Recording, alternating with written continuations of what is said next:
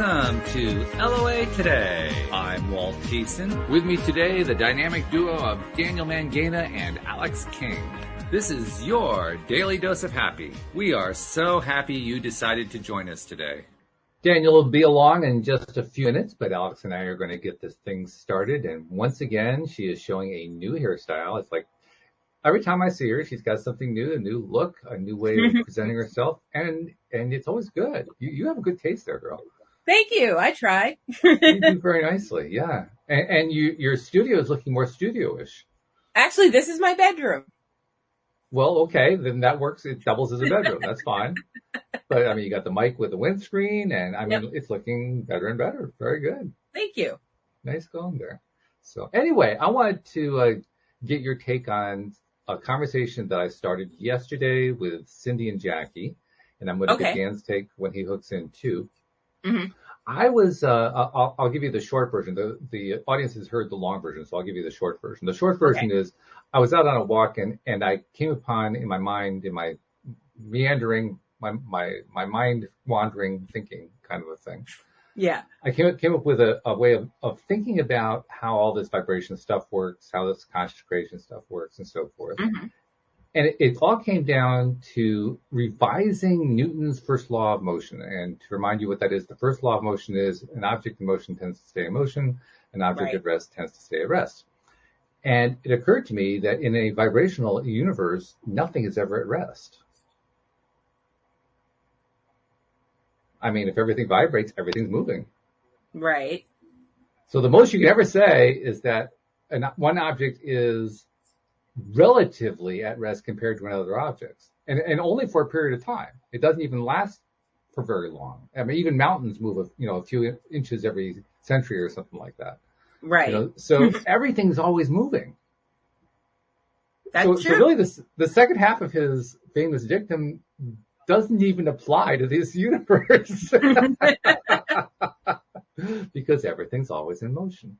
And the reason I was kind of focusing on it, half focusing on it, is because it occurs to me, if everything's always in motion, then when we're trying to attract something, it's not like we're trying to get it going.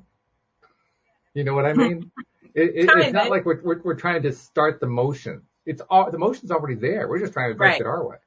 Right. Which we do by focusing. What we focus our attention on, we get more of. And then I kind of turned that into a model in my mind of, well, what does that kind of imply about how the universe is organized? Here comes Daniel, so we'll bring him in on the conversation. Hey there, Daniel. How you doing? There he is. He's all ready to go. We're talking about a little theory I came up with the other day that I talked with Cindy and Jackie about yesterday, and I wanted to run it by you guys to see what you think. Because I was kind of exploring how Newton's first law of motion, an object in motion tends to stay in motion, an object at rest tends to stay at rest, how that interacts with, well, not only quantum physics, but what we talk about here when we talk about law of attraction and conscious creation and so forth. Because it occurred to me, as I was just saying to Alex, there's never an object that's at rest. Objects are never, ever at rest. Isn't there an addition to that? What do you mean? Isn't it an object at rest tends to stay at rest unless disturbed by another source? Probably. I don't know if that's exactly what's on the original written phrase, but does it really change what I'm saying? Well, kind of, yeah. Because even if we go with that phrasing, is it ever possible for an object to be at rest? Because I don't think it is.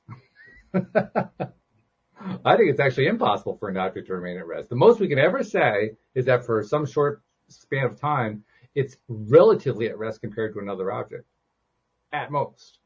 And even there, it's a little bit dicey because everything moves, everything vibrates, everything changes. Yeah, so I was going to say the vibration aspect means everything is always jiggling and wobbling, right? Exactly. That's what he was saying, yeah. Yeah, so if that's the case, to me, that actually is a bit of a freeing way of looking at it. Was this is Newtonian, right? The whole thing about object at rest. Correct. Yeah, he didn't know about vibration then. I mean, when you look at quantum physics, it's throwing Newtonian stuff out the window anyway, no? It did, yes. Yes. In fact, the idea of an object not being at rest was ludicrous to him because, first of all, he didn't have the quantum physics. And second of all, they had no way of measuring that a mountain could move. You know, so from his perspective, mountains didn't move. They always stayed right where they were. The reason I brought it up as a topic, reason I was thinking about it is, if I think about how conscious creation works, how law of attraction works, all of this stuff, how quantum physics works, if I think all of it in terms of a universe that is constantly dynamically in motion, to me it becomes an easier concept to accept. And the reason I say that is, I think it was always a piece of me, especially early on, that said, well, if I'm trying to attract something, I'm trying to attract something that's fixed in stone over there. I'm trying to get it to move toward me, which sounds like a whole lot of work. Of course, there's no work involved as far as I'm concerned, other than actually giving it my attention. But nevertheless, that's what it sounded like. And now that I'm thinking about it in terms of everything being dynamically in motion at all times, well, that just sounds a whole lot easier. All I have to do is just kind of redirect it a little bit. I don't have to do a whole lot. Even if my thought process is considered doing, it's still pretty mild doing. It's kind of like holding up a magnet, you know, okay, magnet here. Oh, everything moved this way. You know, it's just, there's not a whole lot going on there. And maybe for some people that kind of takes some of the magic away. But for me, I think it just makes the whole thing make a whole lot more sense. So I just kind of wanted to see what you guys thought about it. Well, they say if the magic, when known, isn't so magical, then it was never really magic anyway, no? Or something to that effect. How do they word it? Yeah, okay. Yeah, I could buy that. I know that the magic, the sense of magic, the seeming magicness makes it very intriguing and interesting to people. So I certainly wouldn't want to encourage them to feel disappointed, like, oh, well, the magic is kind of boring now. But by the same token, I just didn't want to feel overwhelmed by the whole thing. And to me, that just kind of makes the whole thing feel real. I mean, how does it affect you when you think about it, Alex? I mean, does it affect your thinking at all? Does it feel better? Does it feel worse? Nah, I don't feel either way about it. Nothing. Okay. No. Big zero from the King camp. Okay, got it. How about you, Daniel? I'm like, how is it affecting my life? This is, I think, one of those things that people get really, really tied up about. Was Atlantis real or not? I don't know. I'm not sure where Atlantis came in. Were we created by the Pleiadians, the Arcturans, the Sirius, or the Anunnaki? I don't know. I want that on a T-shirt. And this is one of those. So there's a reality transurfing term that says there's evidence to support all theories, and it's like you can back every one of these. You can back. It's like all the pandemic-based arguments that everyone's ready to spill blood over. There's evidence to support every single one of those arguments. Look at the science. The science backs everyone, bro. Stop saying look at the science. That's not helping you. This is true. The science says that I don't need a mask. Yeah, the science also says you do. The science it also says you don't. Like, it really depends on the study, the thing. It's like, what are you doing with your life? Objects moving or not moving. Is it allowing me to live an abundant, joyful, purpose-driven life? It depends on how you feel about it, really. Right. And that's where I'm like, okay, cool. But yeah, Newton did the best he could with what he had. Oh, yeah. High five. Good old eyes. But now we know different. So, sorry, bro. I checked the science. You know? But I'm with you. Which science did you check? Did you check the right one? But you're right. Nothing's ever at rest because we've got the law of perpetual motion. Everything's moving in and out of form. We've got the law of vibration. Everything's vibrating. Nothing's still. there's always, what's the electron buzzing around the nucleus? Or is it the nucleus buzzing around the electron? Something like that. Electron. Yes, electron buzzes around the nucleus. Nucleus, yeah. Right. Yeah. So there's, depending on how many nucleus, how many electrons, you've got a different thing. But they're always moving. Everything's moving. And But really odd thing so about many the people are electrons, standing still. you zoom in far enough and you can't even see the electrons, which is pretty weird. Yeah. I just see my hand seemingly at rest until I zoom in. You see that it is not. I think it's called a face palm, isn't it? Yeah. Yeah. But yeah, I always come down to yes, and what's going on with your life? What's going on with your life, bro? Well, I guess in my case, what's going on with my life is I just found a way that makes it easier for me to think about stuff. And that's when it works. Exactly. And that is the magic. It's like, okay. That because of your lack of imagination situation that you need like an anchor like that. Did you say a lack of imagination situation? That sounds Yeah, so rude. That sounds so rude. So about this lack of imagination situation. No, I didn't mean going on there. I'm fudging, but that's exactly what it sounded like. Well, I don't know if there's like a diagnosis or if it's called specifically something, or I'm just wondering if that had anything to do with the fact that you needed an anchor in something like that. I don't even know where to begin to answer this question. I haven't the faintest idea. I mean, the question itself kind of assumes that there is something wrong that I'm trying to fix. Not necessarily. Okay, you're going to have to explain that one.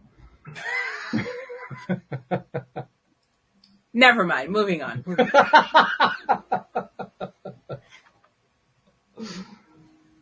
Good. That's probably a very good thing because I really have no idea what you were trying to tell me. It's all good. Okay. Yes, well, I agree with that. It's all good. This is just some crazy mind-bending stuff. Yeah. See It's one of those Thursdays. That's what we do on Thursdays. We bend the mind. Yeah, Facts. we bend it until it's Wednesday. I mean, we just really out of shape. So, well, okay. Well, that kind of puts into perspective what it was that I was focusing my attention on. I think I'm going to still pay some attention to it. I'm going to be kind of living in that space for a bit because I like the idea of a universe that's constantly in motion. I love the idea of everything around me is constantly in motion. Mm-hmm. I think it's just more interesting. And I think it's also easier to understand why things like chaos happens. I mean, especially if we introduce the idea of the observer effect, where any observer observing, and of course an observer is really just a piece of source energy, observing another piece of source energy. That's basically what the observer effect is. That's happening all over the place. That's constant, that's just regular life. Well, that means you got stuff bouncing off the walls. You got stuff flying left, right, up, down, all directions, fourth, fifth, sixth dimension. I mean, it's just going everywhere all at the same time, all with the influence. I mean, and it's no wonder that we can't track, for instance, well, how did I attract that into my life? My God, with all the influences out there, I'm amazed you can attract anything into your life and know that you actually attracted it because there's just so much chaos going on out there. Oh, no. But there's still something about it that just feels better to know that. It's much better in my mind than a static universe that just kind of sits there. Doesn't really go anywhere. Until I move it with my ability to move, I'm going to move this object. Oh, please. It's just, that sounds exhausting. There's where the exhaustion comes in. Mm. That to me is a very exhausting thing. So, I don't know. That just works for me. So.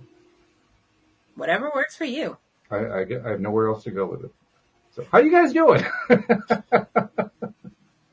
I've got a workshop tomorrow, so really excited. People are flying in at the moment.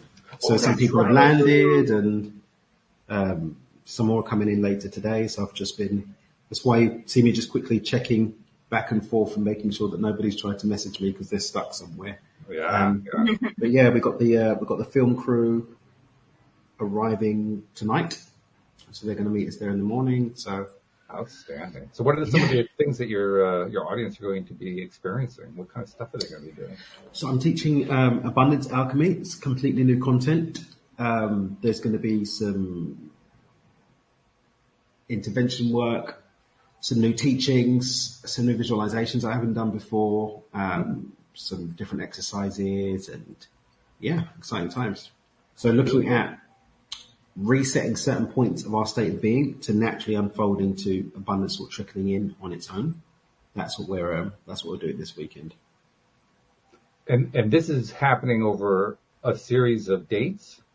Friday, Saturday, and Sunday. Oh, it's a 3-day thing. Okay. Wow. 3 days. Yeah. So you're going to keep them busy. How big of an audience are we talking about? Is it like a small, intimate thing, or is this like a large audience? No, it's not one of our retreats. So we've actually got a workshop. So we've got 20 people in person, and then we've got, I don't know how many people, because we've got a film crew that's live streaming it as well. So we've got a virtual audience. So people that can't come can watch virtually and be a part of the experience. And since we're mentioning that, undoubtedly there are going to be some people listening in who want to be a part of that. How do they tune in? Go to my website, dreamwithdan.com, and head to the events page. Very simple. Yeah, events page. Or what they can do, because they're listening to the show, if they send a message through the app, I'll give them a special link where they can get it half price. Actually, we're going to have to do it an alternate way, because right now the app is down. The app isn't working. Sorry, guys. Pimp down. Pimp down, Donna. Donna, pimp down. That's a real film reference. Yep. I don't know then. I don't know if there's another way to do it. Well, probably the other way to do it is send it to my email and I'll forward it to Dan, and Dan will pick it up. But they have to do it like before. Like they have to do it today, like ASAP. Otherwise, because this thing starts tomorrow, right? It starts tomorrow. Yeah. 12 Eastern, 12 Eastern, 9 Pacific, 10 our time. So if you listen to this within like the first 10 hours of it being published, you got a shot. Send me an email, walt@llawaytoday.net. I'll get it to Daniel and we'll get you set up. Yeah. One of the reasons why we've got the film crew coming is because it's being professionally filmed so that we can package it up for people to get later as a replay. But if you want to catch us live and be able to do Q&A and stuff like that, which I'll be doing over the course of the weekend, then they can go on the website and grab it. But if they pull the finger out and message you, then they can get it half price. Yeah, get a half price. Why not? Oh, that's a sweet deal. We call it an LOA scholarship. I learned that, calling it a scholarship instead of a discount. A scholarship. Ooh, that's a clever marketing ploy. I like that. I was just going to say that. Yeah. Very, very good. So, okay, well, that's a pretty exciting thing that's happening this weekend. Yeah. And you got people flying in from all over the world to be a part of it. That's very cool. Mainly North America. I don't think we've got anyone further afield than Canada and US. Okay. That's where everyone's coming from. But all corners of the US. East Coast, West Coast. So, really great. Yeah, that's exciting. Plus, they get a chance to spend some time in the sun, too. In California. Yes, especially for you guys in the Northeast, because it's summertime is over. Well, I have to admit, we're in the fall temperatures right now, and this is a really very pretty time of year. Fall in the Northeast is lovely, to be honest. I like spring and fall in the Northeast. Yes, me too. Yeah, when I was coming from the UK to go and hang out with my mates in New York, I'd like to do April and coming up to Labor Day. April, there's still baseball. I can go out and watch a game, and the weather's just lovely. Maybe you wear a light sweater, nothing too tricky, and the rooftops are still nice. Yeah. That's winter. I've done a couple of times. It's not really that's not my vibe. That's nobody's vibe. That's nobody's vibe. But my birthday's winter, so I've come a couple of times for my birthday, though. Oh, that must have been nice. The snow for your birthday. Yeah, no. Come and see my friends. For like 5 seconds just to look at it, then get back on the plane and go home. Just to see my friends, because I've got crap weather at home. I'm not spending thousands of pounds to come in somewhere else. Facts. Crap weather. Where are you going? I'm going to the same weather in the city. I'm paying for the privilege. We'll go somewhere warm. It's like, right. That's the way to do it. Yeah, that's actually one of my dreams, is getting to the point where, I have to talk Louise into it first because she actually likes winter a lot. Yeah, I've got that with Olga. What? Yeah, I've got that Yeah, with Olga. she does. I've got to do snow for this Christmas. I promised. Wow, that sucks, dude. For Louise, it would be okay from her perspective if we could stay through Christmas to the New Year and then go someplace else. But she wants to have the winter experience, especially into the Christmas holidays. Mm-hmm. And if there's no snow on the ground, then we have to go someplace where there is snow on the ground. Oh. Yeah. Oh, yeah. Head to Vermont. Get up in the snow country. No. Yeah. Well, that's because she loves to ski, right? She hasn't skied in years. I thought it was. No, seriously, she hasn't skied. She was a ski bum when she was in her 20s. So Okay, all right. But it is ago. that I was remembering. Oh, Okay. yeah. No, she definitely did that. Yeah. But it's been a long time. In fact, just a few years ago, she decided to get some cross-country skis, and I was helping her with them, and I knew that she had a ski background, but you wouldn't have known it by looking at her handling them because it had been so long. It had been so long since she's been on skis. Yeah. So it's not like riding a bike. No, I think with her, she just likes the atmosphere of it. Mm-hmm. And let's be honest, if you're not dealing with it day after day after day after day, there is a picturesque aspect to like a Vermont Christmas kind of a feel. Mm-hmm. You know, I don't want to do it for more than a day or two, but it's fun for a day or two. Yeah. Just don't take me into January and February. I have no tolerance for that. That's a hell no for me, dog. No. And I grew up in that. I mean, So did I. Nope. Yeah, well, you did too. Yeah. And just because you grew up in it doesn't mean you like it. You love it. Doesn't mean you like it. Yeah. Doesn't mean you like it. It's both. It's kind of merged them together, right? Love it. Loive, yes. Loive. It's Loive. Loive. All the way from here to Loive. It's what we want to be sure. I think we've ended up in Ireland. How did we do that? Oh, God. With love and life. That's how we ended up here, Walt. With love and life. Okay. To be sure. I'm allowed to do the accent. My best friend's Irish. I didn't know you had to get permission. That's pretty cool, actually.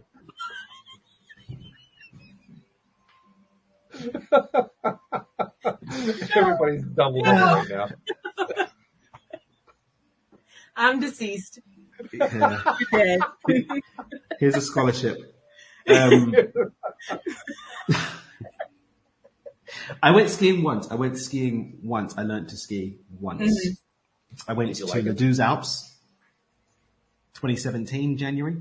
Mm-hmm. And I got equipment and I got things and I had goggles and I went on the baby slopes once to do pizza and chips. And that was it. The rest of the time. Yeah, because it's pizza, chips. Yeah, and chips. Pizza, chips. That was it. I went up the Alpine mountain in the ski lift, had a couple of beers, came down on the Alpine ski lift, had some more beers. I had boots. I was official. I had boots and things. That was it. I was meant to go again to Whistler, but then that's the story for another time in another medium. But all my stuff was misappropriated. Oh. Okay. So yeah, Olga wants to go and do some kind of skiing, but Canada's communist and I can't get into America yet. So we'll see. We'll see. We might have a look at. No disrespect to Canada, but freedom is freedom. So maybe Northern Europe. One of the things I love about Dan, Alex, is how often he alienates large chunks of my audience. It's just wonderful, don't you think? They're not alienated. The people listening to this enjoy their freedom. This is true. Yeah. Rise up and meditate and breathwork and yoga. There is no call to anything other than that. That ought to be on a T-shirt. Rise up and meditate. No, my friend's losing her job. My friend is losing her job. She works for the government. She's being put on leave and then sacked. Mm-hmm. If you don't agree, I don't know. No, for what? For not agreeing with protocols. Like, I'm neither pro nor anti. I'm just like, I think people should have. We're talking about vaccination. Well, no, not that word. Delete that word. Oh. Edit it out. We're talking about the V word. Not my show, not my problem. That's what I say. Just saying. Okay. Well, it's an interesting way of describing socialism. Okay. It should be a choice. I'm not pro or anti. Like, people here arguing. Dude, you're not a virologist. Shut up. Right? It's funny. I got my haircut today, and the barber was saying to me, well, wouldn't it be great if everybody got the vaccine so we could take the masks off? And without skipping a beat, I said, I don't worry about that. He said, really? And we had a whole conversation about mindset and how you give your attention, and had absolutely zero content about whether or not vaccines were a good thing or a bad thing. Mm-hmm. So I just think there's so much misinformation from people who don't know what they're talking about, arguing for two sides of an argument that they don't know what they're talking about. Well, sure. And angry and, I'm angry. I'm going to defend my thing that I don't even understand completely. Right. Where's my gun? That's why they call it spin, because they don't really know what it is, so they're just going to make it what they want it to be. And that's just running off the programs going on here as well. It's like your mind has got you running around having these conversations about something you're not qualified. What's it? I don't like support this guy or not, so nobody cancel me for it. But what's that Senator Rand Paul or whatever he is? Rand Paul. Mm-hmm. Yeah. Don't know anything about the geezer. All I've heard is people don't like him. So if you don't like him, that's not. I actually know him. You know him personally? I know him personally, yeah. Is he a nice guy? In your opinion? Overall, he's a nice guy. I think his ideas are... I've heard he's got outlandish ideas about stuff. Yeah, I think they're actually self-contradictory too, but that's another topic. Right, so he's a nice guy that doesn't really quite have it all together, but his pants are up. So here's the thing. He was on, I think, some kind of Senate hearing or something, and it was a bit childish how he was doing it, but that's not the point either. The point is, it was dressing down some fella who's not even a scientist, who's representing an organization that's supposed to be spreading scientific fact, and just saying nasty things about other people. It's like, dude, you're not even qualified to say anything. Wow. Now, the dude, Rand Paul, whatever his name is, was being he wasn't being very nice about it. Maybe he was, because he'd been one of the people who'd been insulted by this guy. But again, even the organizations that are supposed to be leading the front, giving the information, have got someone who isn't even qualified to give the information out, giving information. Instead of even focusing on giving information, he's giving opinions and saying insulting things about other humans. How does that even make any sense? Make it make sense, man. Well, first thing I would say is, if you're looking for politics to make sense, you're looking in the wrong part. But he's not supposed to be But he's not supposed to be a politician. The guy's not supposed to be a politician. He's supposed to be one of the people that we look to for advice in this kind of situation. He's not qualified to give it. Instead of even focusing on maybe doing something productive, he's insulting people. How is it helping anything? Well, it's just confusion, man. It's an abomination which maketh desolate. We just need more love. Yes, I agree with that. Need a little more love in your heart. Facts. We haven't had a good croon lately. That was good. I deliberately sang out of tune, but thank you, Walt, for saying that was good. That's actually it's part of the crooning art, is to not hit the perfect pitch. You're supposed to slide into the notes. Yeah. So that works really well. A really good crooner, you don't even know what key he's in. That's right. Yeah. We have this thing with Olga. Olga was singing Twinkle, Twinkle, Little Star. But she kept... So, it goes, up above the world so high. She goes, up above. She kept changing the key. You're changing the key, yeah, okay. We were like trying. And then I got out Ethan's little piano thing. And I was like showing her. She's like, oh, I get it. And then still did it the way she did it before. I was like... So tone deaf. Yeah, a little bit. I had a friend like that. Didn't realize it for years. In chorus and everything. Wow. Mm-hmm. Yeah. I know, because I think it's an Asperger trait. I've got I can repeat sound, so I've got pitch perfect voice because I can repeat the sound. Yeah. So like I can hear like a slight little bit of offness. I know that feeling. Like really? Yeah. You're gonna just be off note, just off key, just.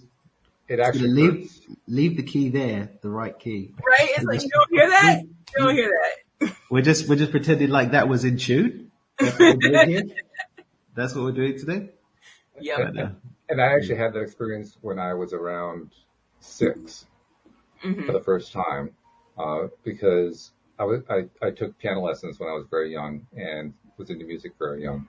I was visiting my cousins one day, and they were introducing me to this new band called the Beatles. Who I actually became a big Beatles fan later on. But they played, it was one of their very early albums. They played the album for me. And my first comment was, they're flat.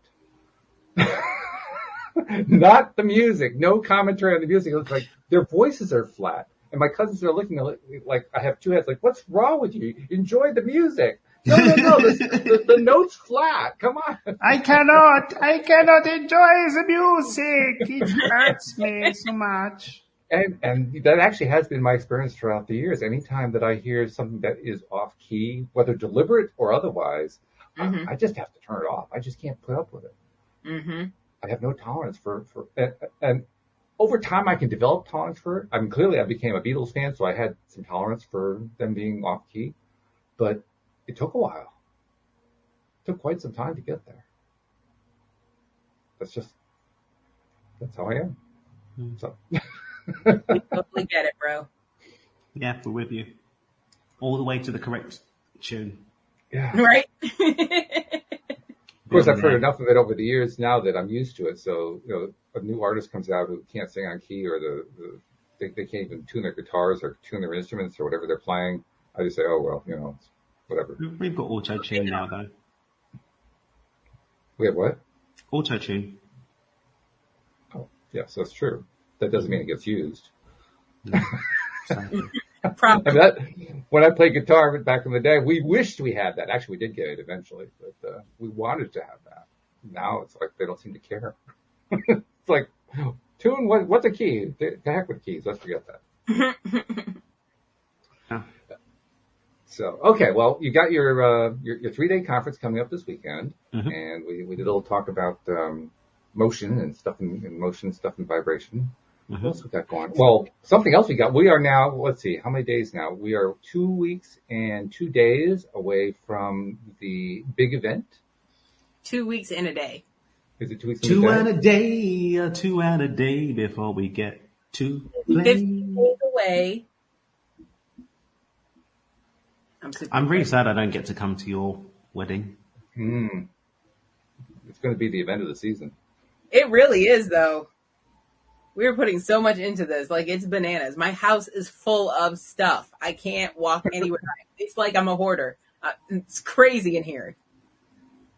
You're not really a hoarder, though, are you? No, I'm not really. No, I'm very OCD. I am opposite. Kenny should have known about that before. Which now you love me. Thing. Join my collection. No, I am very anti-hoarder. It's not the life for me. No. Which makes sense. I mean, because the house you have isn't a really big house anyway, so you could fill it pretty quick if you were a hoarder. Yeah. There's stuff in my room, my mom's room, the living room, the kitchen. Yeah, you could fill it real fast. So. Yeah, I'm already taking pictures and getting ready to post stuff so I can sell it like the day after. I'm not playing around. Wow. Get it out of my house. Pick it up from the venue if you want to. I don't care. Get this out!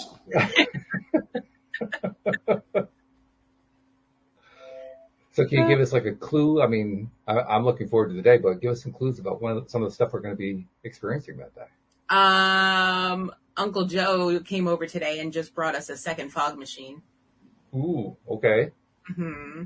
So something's not one, but 2 fog machines. 2. Mm-hmm. Mm-hmm. So something's going to be coming out of the fog. Yes. We're not saying what. No. Hopefully, at some point, it's the bride and groom, but I'm just kind of speculating at that point. Yes, we'll be using the fog machine for our first dance. So, what's your new surname going to be? Because I just see Kenneth as Kenneth. Standee, Stande. Stande. And you are taking his name. I am. Yeah. Mm-hmm. You could make it Standee. I could, but no. Standee. The Alex Standee. Well, didn't you always want to be French? But there's a TV show from the UK called Keeping Up Appearances from like the 90s or whatever. Yeah. Mm-hmm. And it was about this woman who came from like a working class family, just like a normal everyday family, but she like married a guy from the middle class who had like a Rover and like lived in the suburbs, and she like completely rejected, pretended she wasn't related to her family. And so they'd cut from her and her middle class house with her gay son that she refused to accept was gay. Oh, Sheridan, it's you, darling. And then cut back to her family, who she pretended not to know. But the name was Bucket, but she goes, the bouquet residence, the lady of the house speaking. Yes. Like, it's Bucket, mate. Not Bucket, it's Bouquet. And you hear people, Mrs. Bucket, no, Bouquet, lady of the house speaking. So I always look for ways to mess around and do that. Standee, that's your new name. Standee, okay. Yeah. I'm going to update him and let him know. Yeah, let him know. I'm like, BT Dubs, we have a new... Just saying. I actually remember that show. Did you get it in the US? Oh, yeah, we did get it in the US. Yeah. And I remember how every single episode was about the writers finding a new way to embarrass Miss Bouquet. Yeah, I feel sorry for him. Yeah. And he would just, Hyacinth, what are you doing? That's right, exactly. Oh. Hyacinth, what are you doing? Roger! That's right. Do you know what? I'm just so excited. We're actually speaking to Walt about a show that he knows. I actually do know that. Yeah. Well, I don't know this show, but this is hilarious to me, though. Yeah. Here in the U.S., it was on PBS. Mm-hmm. I was just going to ask. It sounds like a PBS show. It's a PBS show, and it came side by side with another popular piece in Britain called "As Time Goes By," Judi Dench. Oh yeah, as time goes by. Yeah. And they kind of came as a pairing. Yeah, no, that's a good bit of wholesome TV that I could watch with my mum. Oh yeah, and laugh my pants off. Not in front of my mum, of course. Laughing at the pants off. But, yeah. And Hyacinth was she was a trip. She really was. Mm-hmm. The best part was trying to figure out each time how she was going to come up with some way to do something pretentious and have reality knock it down. Yeah. Because that's what happened every single episode. You know, she would do something pretentious, try to set something up, and reality would come in and just destroy it. And she'd be humiliated. And and Roger's carrying the baby, just like, oh, God, not again. And her family always would be the winners. They would always end up. Oh, yeah. There was one where they got on the QE2, and she was like trying to see the captain. They missed the boat. The family get upgraded, and they end up like in first class, and her suites get all messed up. It's hilarious. Hilarious. It did get actually painful after a while, but it was a cute scene. Yeah. There's only so many times you can watch somebody get horribly humiliated. Yeah. It wears thin pretty quick. Yeah. So, okay, well, let's see. What else is going on here? So we have the big day coming up in 15 days. 15 days and like... Do you have the hours counted? I do. Hold on. She's got an app for it. Please hold. Right here. Please hold. It's going to be 14 days, 22 hours and some minutes or something. 15 days, 0 hours and 16 minutes. 3 p.m. Oh. No, 5 PM. here. Yeah, 5 for you. Yeah. Time and your differences. My counter. Oh. There so we go. Vintage. Yeah. Oh. It's going to be good. It's going to be good. It's going to be amazing. It's going to be crazy. Like, the whole day is like, it's insane. I didn't realize how much planning goes into this. What's one of the first things that you want to do as a married woman, Mrs. Stande?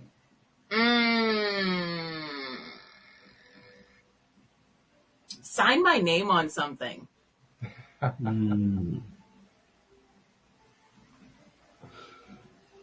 I just think it's interesting. You're going from a shorter name to a slightly longer name that isn't all that long. Nah, it's not. And my initials spell ASS now. That's true. I hadn't thought of that one. Spell ask. Now it doesn't. Are you going to advertise that? I'm just curious. Might want to not do that. They won't take you as seriously as they do now. Oh, yes, that was excellent. What can I say? I've been practicing. I did want to ask you, though, are you going to be married by a JP, or how's it going to work? I can't tell you. It's a secret. It's a secret? What's a JP? Justice of the Peace. So you have different ways to get married? Yeah. Oh, yeah. Especially started to blossom after gay marriages became legal, because a lot of churches won't marry them. So you have to have somebody else do it. So, okay, could you help me, school me on this? Yeah. So it's who officiates the marriage license signing? Is that what you're talking about? Yeah. And does the whole ceremony and everything. So you can have special kinds of people come and do your ceremony. Yes. Sure. And they're called Justice of the Peace. Well, that's one kind of person who can do it. Yeah. Or a who? Officiant. Is that the one you can do online? So I could be an officiant online. Yeah. And Alex said that it originated with the gay community. There's some truth to that, but I think you could also point to earlier than that.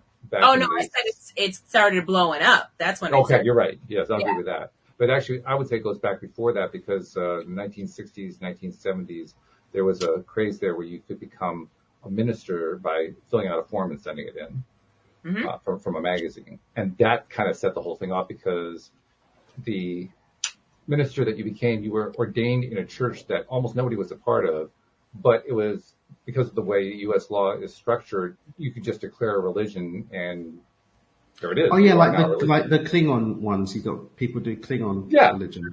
Yeah. Oh yeah, all kinds of stuff like that. So that kind of set the whole thing going, and after that, it was open season on the old style marriage restrictions. They just disappeared. Jedis as well. I know they've got the Jedis. They've also got their marriages.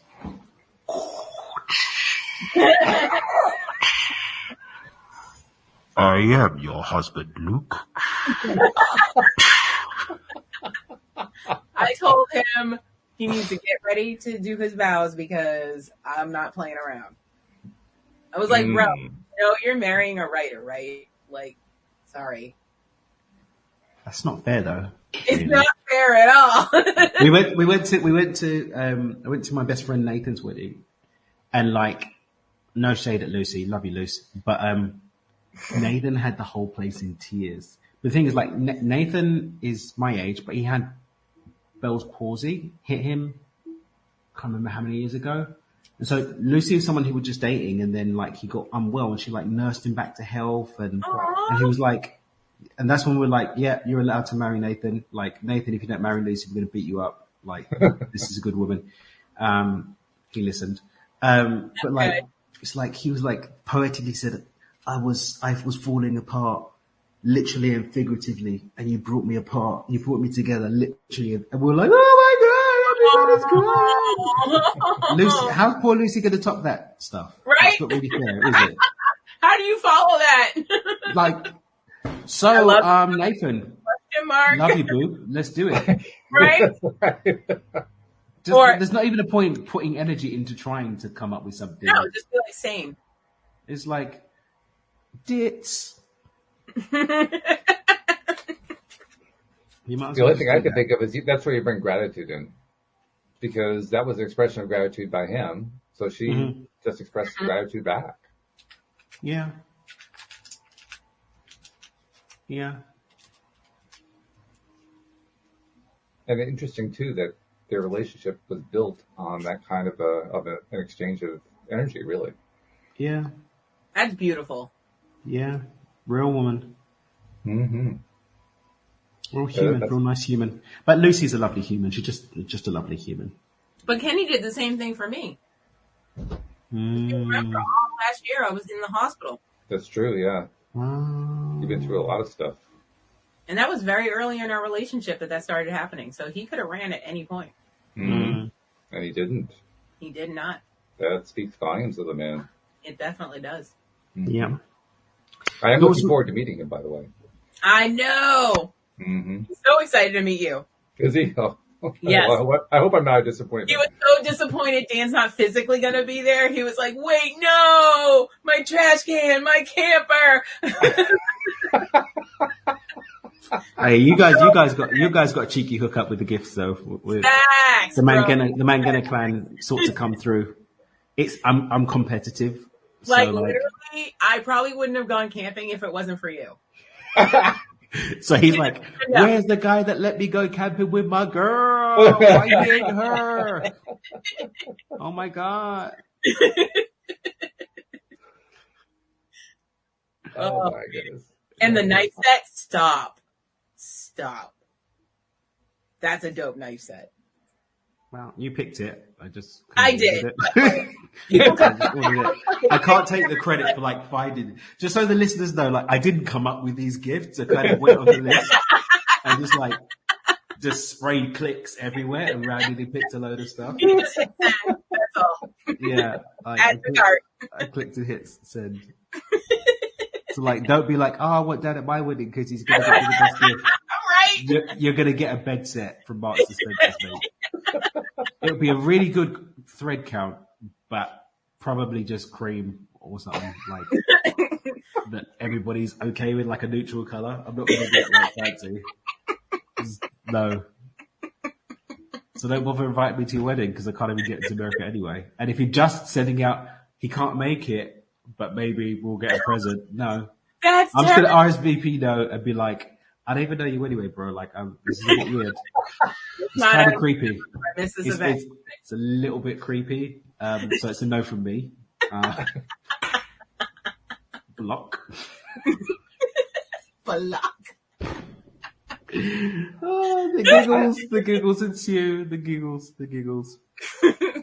I just think it's an interesting age we live in where you register with a company like Amazon or whatever, and you basically pick your own gifts, and then other people purchase gifts and so forth. Yeah. And it reminds me of the way Louise handles Christmas. Mm-hmm. Because Louise, she hasn't done it the last year or two, but almost every year that we've been together, she would pack Christmas stockings for us. Mm-hmm. But the best part was what happened on Christmas Day. Mm-hmm. Because on Christmas Day, she would act like she had never seen them before. Oh, look what Santa brought me. And she'd go through the whole, with every single thing that she was pulling out of the stocking. That's adorable. It kind of reminded me of, the registered gifts thing. It's coming, but you treat it like you've never heard of it before. Oh, what a great idea that was. Well, no, because you don't know what it is or who it's from until you open it.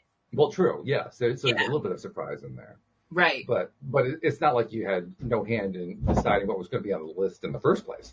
Yeah, but I don't get to choose who gives me what, so I still don't know what's coming. So I was excited to open them and be like, oh, new vacuum, what? But in her case, she already knew all of it. Yeah. And she was still able to turn it into this really exciting event. Oh, wow, look what Santa gave me. I had to do that as a child. Sad stories time. Sorry. So my dad could not deal with the frustration of Christmas shopping. So he would take us to Walmart a month before, have us pick out the toys we wanted, put it on layaway, and then have us wrap our own gifts. So when we opened them on Christmas morning, we were like, oh my God, this is great. I totally wanted this. Wow. At least you got toys. I didn't get toys. What'd you get? I'm going to give you a story about Dr. Onyas Mangena. Uh-oh. Okay? Let me give you a story for you to understand the situation. My dad had an assistant called Rosie. I'm going back years now. Rosie had a son, and she was asking, I'd gone to work with my dad that day, and she was like, oh, I'm thinking about getting Kurai an Action Man. Do you think Action Man is like, a good thing to get him? My dad walks in, he goes, for your son? She goes, yeah. Action Man, that's a toy, isn't it? Yeah. But he's 5. Yeah. He's a bit old for toys, isn't he? What?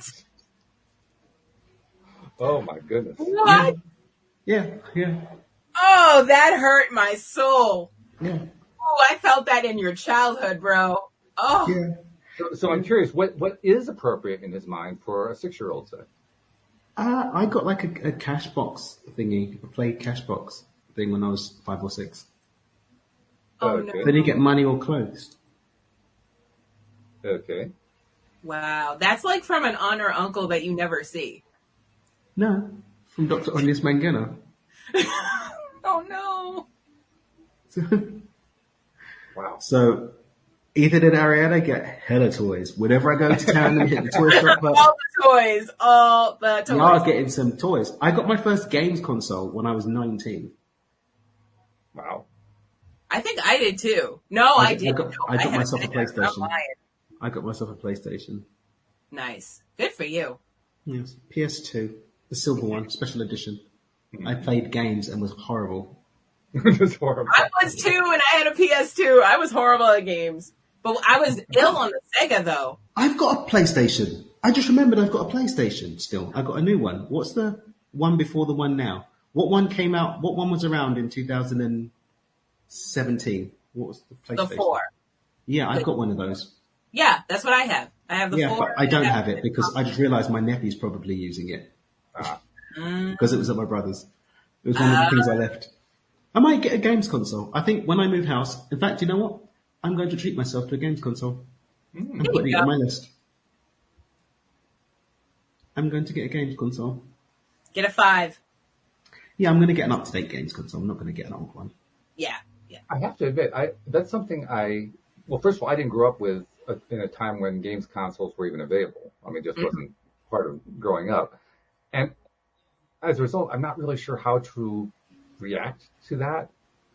When video games of any kind, computerized games came out the first time, I lost interest in them quickly. I never got it back. And yet they became extraordinarily popular, as we all know. Mm-hmm. And so it's almost to the point now where for any person out there, it's a big part of their childhood. It's a big part of growing up. And I don't know what that's like. That's weird. Yeah. It's weird both directions. It's weird from my perspective, too. I can't imagine what that's like. Well, that's like me trying to explain to a teenager today what it was like growing up, with like dial-up internet and like. Let me warn you, it gets worse the older you get. Oh, I know. It gets much worse. I know. Did I tell you? It also gets funny, though. No, did I tell you my heart got broken the other day? Let me tell you what happened. What happened? I'm on TikTok, right? And I felt so old. Apparently, did you guys have Decade Day during senior year? No idea what that is. So during your senior year, there's a senior freak week, and you're supposed every different day is a different decade. So it used to be like 60s, 70s, 80s, and now it's 2000s, and there's kids out there dressing like how I was. Yep. But it also gets funny after time, too. Oh, it's still funny. Yeah. Yeah. It's actually, you're right, it doesn't take too long for it to get funny. One of my favorite things is watching a Gen Z kid trying to figure out how to use a dial telephone. I love that. Yep. Or how to use cassette tape. Cassette tapes? Oh, there's another good one. Yeah. Mm-hmm. But just the old technology is like, you really want to program a VCR. And what is a VCR? Right. I don't even remember anymore. Even really want to throw them, even take it back. DVDs are weird right Even now. DVDs and CDs are weird. Mhm. Yeah. Oh yeah. What is this physical data? Right? Tangible. What is this? What is this thumb drive? Just send me a download link.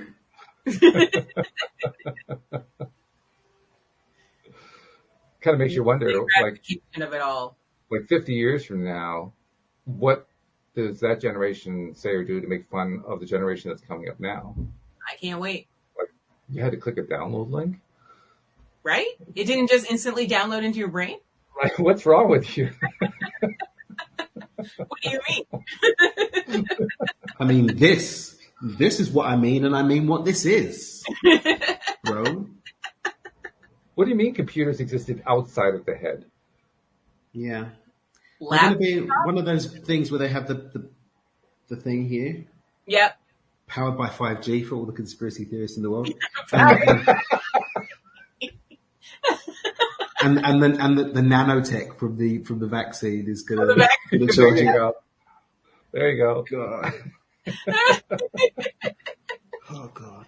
And the thing is that when people that want to bash their opinion, when people want to bash the other opinion, then they always pick the most ludicrous variant of it. Yep. Like the antis will pick the most ridiculous pro, and the pros will pick the most ridiculous anti. Like Of course. on the Today Show, I think it was, they were going around New York, and there was a guy in an Elvis hat and a tinfoil hat. He literally had a tinfoil hat out, You literally no. had one. Okay. and he said, "Yeah, I don't want the thing.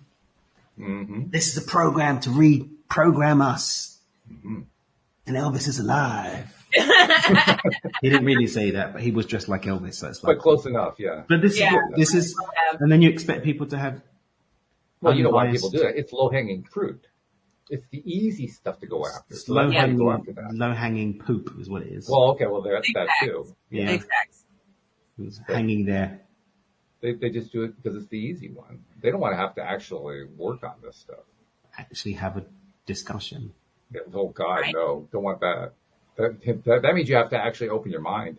Or Can't think. have that. Did he say think? He did, yes.